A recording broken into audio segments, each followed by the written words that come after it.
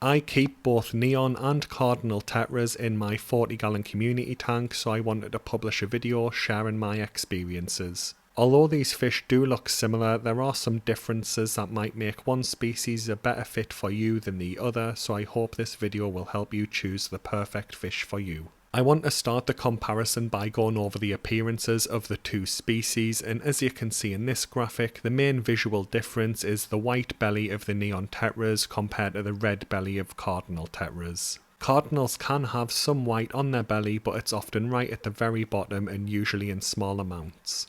Neon Tetras max out at around 1.2 inches in size or 3 centimeters, while Cardinals usually max out at 1.4 inches or 3.5 centimeters, making them slightly larger. I just want to quickly say that the neons in my tank are fully grown while my Cardinals are juvenile, so that's why the Cardinals look smaller. Another visual difference that I want to touch on is body composition, but I'm not sure if this is natural for the Neon Tetras or if it's a potential issue due to inbreeding. Most of my Neon Tetras look as if they are leaning forward with their tail being higher than their belly. On the other hand, my Cardinals have a more consistent torpedo shape with the fish having a long thin body without any crooked bends. Personally, I like the appearance of both fish, and some people may prefer the white belly of Neons while others may prefer the red belly of Cardinals, but I honestly think both look great in planted tanks. The red and blue on both species really contrasts well against the green in planted tanks, and whenever I have visitors to my home they always ask about my neons or Cardinal Tetras over any of the other fish because they catch the eye so well. One thing to note is that neither species actually glow. They have iridescent blue scales that are highly reflective, creating the glowing appearance, but it will disappear if you turn your tank lights off. So moving on to tank size, and I keep both species in my 40-gallon tank that offers them plenty of space to swim. Both species do prefer to just bimble around looking for food at a relatively slow pace, and that's what they do for most of their day. I've previously kept my Neon Tetras in my old 29-gallon tank scapes, and they were happy enough even though the tank was smaller. People often recommend Neon and Cardinal Tetras be kept in a minimum tank size of around 15 gallons that is at least 24 inches or 60 centimeters long. Both species are slow movers and they don't really seem to get active unless males are chasing each other to establish a hierarchy for breeding. As you can see in these clips, my Neons and Cardinals spend the majority of their day slowly moving around the tank looking for food. Larger tanks will always be a better option, so try and get the largest tank possible. So moving on to stocking, and I often see people recommend that you get a minimum of 6 Tetras regardless of the species. Originally I got 10 Neon Tetras and 15 Cardinal Tetras, but 4 of my Neons ended up dying within months. In all honesty, the difference between having 10 and 6 Neon Tetras in my tank is minimal, and I really didn't notice any specific differences in their behaviour. If you are looking to keep either of these species in a 10 to 12 gallon tank, then I would definitely lean more towards keeping 6 of them in the tank, but you can keep far more in larger aquariums. Some people prefer community tanks similar to mine, where you will keep several species of fish in the same aquarium that have a range of different colours and swimming patterns. Other people prefer species specific tanks where they'll stock a large number of a single species of fish to maximise its specific colours. Neon and Cardinal Tetras work well in both styles of aquarium, but personal preference will come into play for this one. I would point out that both Neon and Cardinal Tetras do seem to prefer swimming in the bottom third of my tank's water column. Just because you have a 40-gallon species specific tank that's filled with either type of Tetra doesn't mean that they'll spread out and occupy all levels of the water. That's why I personally chose this setup where my Neons, Cardinals and Corydoras are towards the bottom of the aquarium and my Harlequin Rasboras and Gourami are towards the top. So moving on to water parameters, and this may be the deciding factor for your tank. Neon Tetras prefer a water temperature of between 70 and 77 degrees Fahrenheit or 21 to 25 degrees Celsius, while Cardinals prefer a warmer water range of 73 to 84 degrees Fahrenheit or 21 to 29 degrees Celsius. There is some crossover within this range, so I try to keep my tank at 75 degrees Fahrenheit or 24 degrees Celsius to try and keep all of the species happy. If you are planning to keep your Tetras with tank mates that prefer warmer water, then Cardinals will probably be the better option. On the flip side of that, if you're looking for low temperature tank mates or just a lower electricity bill when heating your tank, then Neon Tetras will probably be the better option. When it comes to pH, both species have a similar tolerance, starting at around 4.0 and going up to around 7.5, but most people in the hobby will usually keep them between 6.0 and 7.5. Anything between a pH of 4.0 and 6.0 is often used for blackwater setups where botanicals are used in the aquarium to leak tannins into the water and maintain a consistently low pH for the fish. When it comes to the nitrogen cycle, I would only ever use either species in a fully cycled aquarium where ammonia is at 0 ppm, nitrite is at 0 ppm, and nitrate is less than 20 ppm. Both species also have minimal carbonate hardness in their native habitats, but I have seen people keep them in slightly higher kH tanks without issue. So moving on to habitat requirements, and both species are native to South America and live in very similar conditions. Neon Tetras are commonly found in Brazil, eastern Peru and southeast Colombia, while Cardinal Tetras are usually found in Brazil and Venezuela. Due to covering such a huge area, both species do live in a wide range of slightly different habitats, but they do seem to have some preferences. Neons and Cardinals are both commonly found in areas with leaf litter and various other types of botanicals in the water, lowering the pH and leaking tannins to make the water brown. Some people theorise that these tannins causing the brown water is the main reason that the fish evolved to have their highly reflective blue scales, making it easier for them to see each other when swimming. Both species also tend to prefer forest streams or minor tributaries with slow flowing water and are rarely found in turbid, fast flowing areas. Due to this, you may want to check that your aquarium has a low flow rate and it won't cause any issues with your tetras. The natural habitats of both species also contain rocks and fallen trees that can provide cover for the fish to help them feel safe. As you can see, I have plenty of rocks, driftwood and plants in my tanks, but I have noticed two differences between the species. My Neon Tetras tend to stay out in the open, but they will venture in the plant cover from time to time. My Cardinal Tetras, on the other hand, will swim anywhere they want in the tank without issue, and they definitely seem to be far more confident fish. If you do like the idea of seeing a beautiful fish deep in the plant cover in your aquarium with its red and blue colours contrasting against the green of the plants, I definitely go with Cardinals. My Neon Tetras do get in there from time to time, but it's nowhere near as common as my Cardinals. So moving on to the behaviour of the fish, and thankfully both are peaceful, non-aggressive fish that will work well in most community tank setups or species specific tanks. In my experience, my male neons do chase each other to establish breeding rights, but they just ignore their tank mates and leave them alone. I would guess that this is the same for Cardinals, but as I mentioned earlier, my Cardinals are still juvenile, so they haven't gone through a breeding cycle yet. A lot of people ask about schooling or shoaling behaviour with Neon and Cardinal Tetras, and I recently published a dedicated video on schooling fish that I link in the card and description.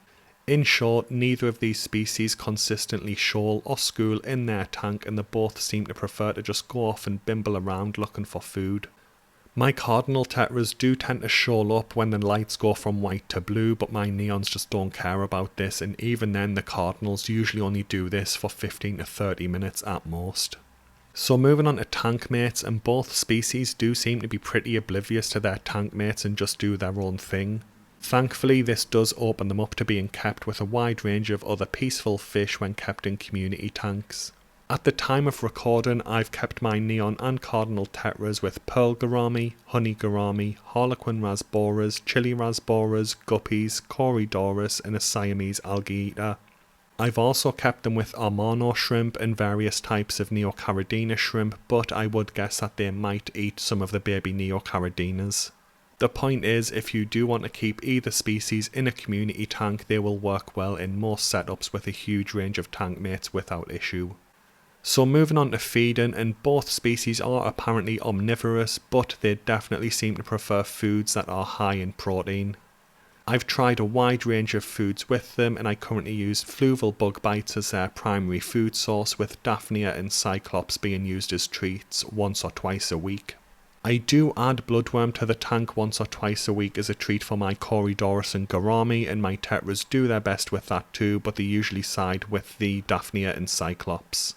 As I mentioned earlier, both species tend to stay towards the bottom third of the water column in the tank, so I would recommend granule food over flake food as it tends to sink far faster.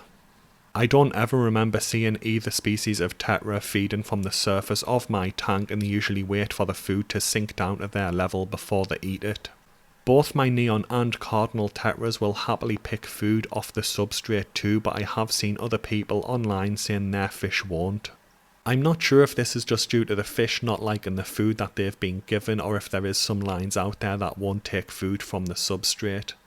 I've never had a problem with this with my own fish though, so if your neons or cardinals are refusing to take food off the substrate, try something like fluval bug bites to see if they'll go with that, because that's what you're seeing them eat in this video. So moving on to hardiness, and this one is going to be a bit of a pain as there's so many ways to source these two species in the hobby that the fish I get are probably from a totally different breeding line to yours. Neon tetras definitely have the reputation for being the weaker of the two species, and I've lost more neon tetras than cardinals. The issue is that some neon tetra lines can be far hardier than others, so this can still be a great little fish for you to keep. It just depends on the breeding lines you get the fish from. I originally ordered 10 neon tetras and I lost 4 within the first few months, and I ordered 15 cardinal tetras and I lost 1 roughly within the same time period. This does reflect the general opinions I see from other fish keepers online, so it does suggest that cardinal tetras are the hardier fish. People do often say that wild caught neon tetras are hardier than captive bred tank raised neon tetras, but wild caught neons are a pain to find in the hobby and most of them are captive bred these days. On the flip side of that though, I have seen people say that wild caught cardinal tetras can be more difficult to keep in an aquarium because of the usually higher pH range and deteriorating water conditions between water changes. If you do choose to go with neon tetras, I would probably overorder by between 10 and 30% to try and account for any potential deaths over the first few months though. You may notice that some of my neons have this white patch at the base of their dorsal fin in the video clips. This does seem to be common with neon tetras, but a lot of people online report the same experiences of me, where their fish have a slightly white tint on their dorsal fin, but other than that they just crack on and go about their business. Some of my neon tetras constantly move their jaw as well, and I'm not 100% sure what's causing this, but the affected fish have had it for months now and it doesn't seem to be getting any worse or spreading to my other neon tetras. There's also neon tetra disease and false neon tetra disease, but despite their name, cardinals and other types of tetras can get this too. Neon tetra disease would need a dedicated video going over it, but some lines of tetra do seem to be more susceptible than other lines, so again it's a little bit of a lottery on what you get from your breeder. When it comes to hardiness of the two species, I would definitely lean more towards cardinal tetras though. Although I haven't personally kept many of either species, my own experiences with the ones I do have, as well as all of the reports online from countless fish keepers all over the world, report that cardinals do seem to be the hardier fish. So moving on to cost and availability, and I'm going to be focusing on captive bred tank raised fish for this section as it's what most people have access to. Neon tetras are one of the most common fish in the hobby and they're easy to find while also usually having a lower price tag when compared to cardinals. The various issues with neon tetras does seem to be pushing more people towards cardinal tetras though, so they are becoming increasingly popular and easy to find. Cardinal tetras do have a slightly higher price point than neon tetras on purchase, but due to the higher fertility rates of neon tetras, you may end up paying a very similar price tag per fish. For example, my preferred vendor currently sells neon tetras at £12 for 10, and 4 of mine died within the first few months, so I effectively paid £12 for 6 fish, working out at £2 per fish. That same vendor currently sells Cardinal Tetras for £1.99 and I bought 15 and one of them died within the first few months, so I paid £29.85 for 14 fish, effectively working out at £2.13 per fish. That's only a difference of 13 pence per fish between the two species, and I know there's no guarantee on prices or survival rates, but I do commonly see people online going for neon tetras because of their lower price and then regretting it when the fish start dying. So I just want to offer a quick conclusion for the video as well, and in all honesty, if I could rewind time, I would probably have went with Cardinal Tetras over Neon Tetras from the start. There's various problems with Neon Tetras that just seem to make them more of a gamble when compared to Cardinal Tetras. That's actually why I ended up getting the Cardinal Tetras when I initially built out this 40-gallon scape, and I just didn't want to risk getting any more Neon Tetras. I also know a lot of people get fish for family tanks with their children, so choosing Cardinals over Neons reduces the chances of you having to try and explain to your children why the Neon Tetras randomly disappeared. Anyway guys, that brings the video to an end. I hope it was helpful. Thanks for watching and have a good day.